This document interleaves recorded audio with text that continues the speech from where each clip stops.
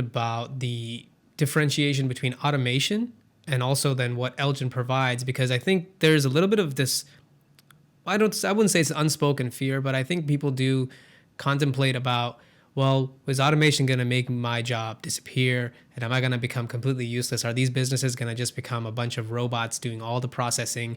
Then why do they really need me? Kind of talk to me about where does automation kind of play into what Elgin offers a business, and then of course how maybe that's not just the only piece, that's just the beginning of it, and kind of the value that you can help businesses extract. For sure, it's a really good question, right? So there is an automation component, right? There are frequently times when systems aren't talking to each other. They're in a non-integrated state, and someone is doing data entry like copying and pasting something that they literally just did over somewhere else, right? It happens all the time. Right. That is It's a surprising you'd be, 2020 we're sitting here, but that's actually what some people's jobs are, is to literally copy and paste stuff. Yeah, 100%. Yeah, and it's one of those things like no one likes to do that job, right? It's tedious. It is high stress because particularly in the HR space, if you don't get that data copy or that data entry correct, system to system, there are enormous potential repercussions as a second, third order So effect, human error, right? first off, right?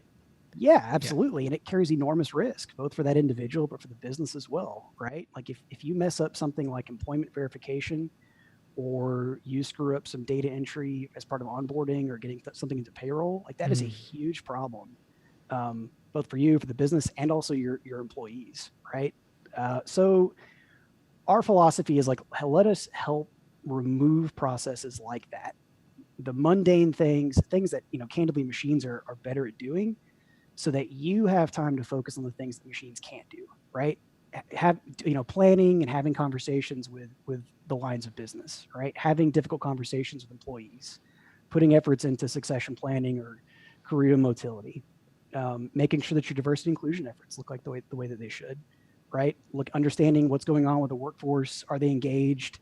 Are there opportunities for improvement? Can you work with your people analytics function or industrial operations engineers, if you have that concept in your business, to really perfect what people are doing, sort of like that really drive the core piece of the business? That's what we want to help you to do, right? So we're not there to have a robot take your job. We're there to have a robot take the parts of your job that you hate, Right.